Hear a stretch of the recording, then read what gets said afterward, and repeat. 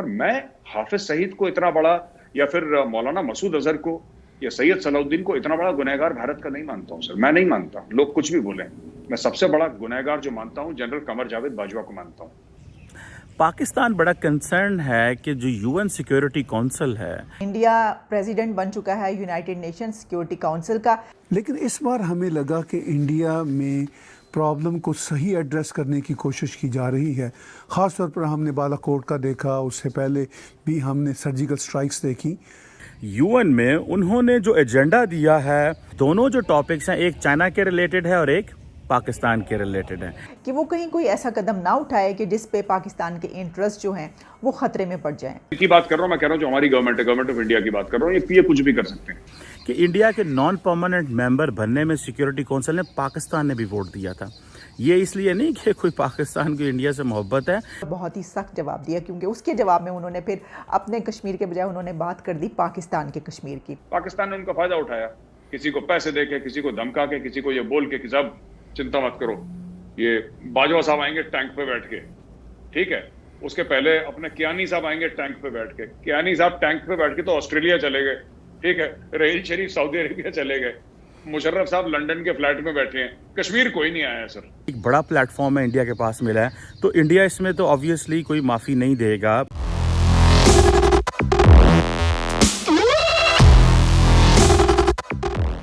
जय हिंद दोस्तों, मेरा भारत महान न्यूज़ चैनल में आपका स्वागत है।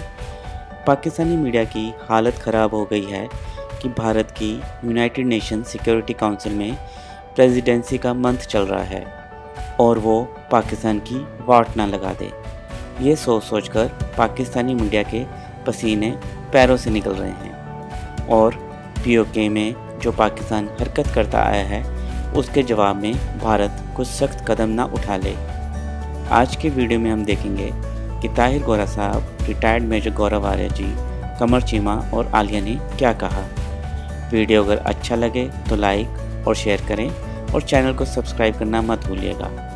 और आप अपनी राय भी कमेंट कर ज़रूर बताएं कि आपको ये वीडियो कैसा लगा। तो आइए शुरू करते हैं आज का ये वीडियो। जय हिंद, जय भारत।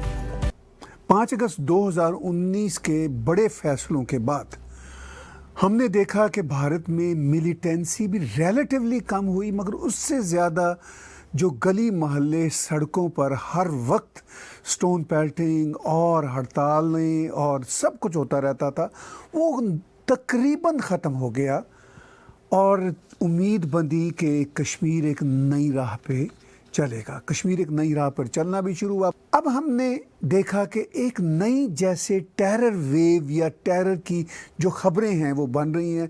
ख़ास तौर पर ग्रेनेड का जो एक अटैक हुआ श्रीनगर के एक इलाका में, कि ऑफ कोर्स ये बात तो तय है कि ये अलग से लोग तो नहीं करेंगे, कोई होम ग्रोन टेररिस्ट तो नहीं हो सकते। हमेशा से इनके पीछे यही सस्पिशन होता है कि पाकिस्तान हो सकता है, या फिर लोग कहते हैं कि इस एनवायरनमेंट में जब सीज फायर है पाकिस्तान कैसे हो सकता है। क्या पाकिस्तान की कोई रोग एलिमेंट चाइना के कहने पे या चाइना बराह रास्त है। तो हमने सर्जिकल स्ट्राइक करी, किसके खिलाफ करी सर? आतंकवादियों के खिलाफ, टेररिस्ट के खिलाफ, है ना, दहशतगर्दी के खिलाफ। बालाकोट करा किसके खिलाफ? पर मैं हाफिज सईद को इतना बड़ा, या फिर मौलाना मसूद अजहर को या सैयद सलाउद्दीन को इतना बड़ा गुनहगार भारत का नहीं मानता हूं सर। मैं नहीं मानता, लोग कुछ भी बोलें। मैं सबसे बड़ा गुनहगार जो मानता हूं जनरल कमर जावेद बाजवा को मानता हूं। आप जब तक उस प्रॉब्लम को एड्रेस नहीं करेंगे, ये परेशानी कश्मीर में खत्म नहीं होगी सर। इंडिया में परेशानी नहीं खत्म होगी। लेकिन इस बार हमें लगा कि इंडिया में प्रॉब्लम को सही एड्रेस करने की कोशिश की जा रही है। ख़ास तौर पर हमने बालाकोट का देखा, उससे पहले भी हमने सर्जिकल स्ट्राइक्स देखी। तो आज जो कुछ और होता नज़र आ रहा है और जो हम एंटिसिपेट कर सकते हैं, लगता है कि भारत की सरकार, ख़ासतौर पर पॉलिटिकल जो सरकार है, वो इतनी विल रखती है कि इंस्ट्रक्शंस दे सकें आर्मी को उसके मुताबिक। नहीं, बिल्कुल विल तो रखती है सर, पर सरकार का क्या प्लान है ये मुझे नहीं पता। की बात कर रहा हूं, मैं कह रहा हूं जो हमारी गवर्नमेंट है, गवर्नमेंट ऑफ इंडिया की बात कर रहा हूं, ये कुछ भी कर सकते हैं। पाकिस्तानी क्यों रिस्क ले लेते हैं? इनके जनरल्स पता है क्यों इतने रिस्क ले लेते हैं? एक इसके पीछे भी माइंड सेट है। इसलिए नहीं कि उनके जनरल ज्यादा मोटिवेटेड हैं और मुल्क के लिए अपनी जान देने को तैयार हैं, इसलिए नहीं सर। पाकिस्तानी जनरल्स इसलिए रिस्क ले लेते हैं क्योंकि 2-2.5 साल के बाद उनको जाके इंग्लैंड में सेटल होना है सर। पाकिस्तान में तो रहना नहीं किसी को। आपका एक्सपोजर वही 1.5-2 साल का है ना, और आप जनरल हैं, आपको पता है इंडिया की ऐसी पॉलिसी नहीं है कि आपके घर पे जाके टेररिस्ट भेज दे और वहां पे बम मार दे। इंडिया ऐसा करेगा नहीं, राइट? जो भी करेगा इंडिया लीगल तरीके से करेगा, कायदे से करेगा। ये लोग इसीलिए ज्यादा बहादुर हैं पाकिस्तान के जनरल, क्योंकि इनको पाकिस्तान में रहना नहीं है सर। इनका पाकिस्तान से कोई लेना देना नहीं है। उसी तरीके पाकिस्तान में करप्शन क्यों है, लोन क्यों लेती है पाकिस्तानी सरकार? क्योंकि इनको पाकिस्तान में रहना नहीं है सर। जो रहेगा वो वापस करेगा ना। अगर मैं पाकिस्तान का प्रधानमंत्री हूं आज की तारीख में, मैं वजीर आजम हूं पाकिस्तान का, और मैंने 10-15 बिलियन लोन ले लिया, मैंने 50 बिलियन लोन ले लिया, 50 बिलियन में से मैंने 2-2.5 बिलियन अपनी जेब में डाले, मैं बाहर जाके बैठ गया, ठीक है? मैंने सिटीजनशिप कहीं और की ले ली, मैं बाहर जाके बैठ गया। अब तो जो अगला आएगा वो चुकाएगा, मैं थोड़ा ना चुकाऊंगा, क्योंकि लोन तो सरकार ने लिया है, मैंने पर्सनल लोन थोड़ा ना लिया है।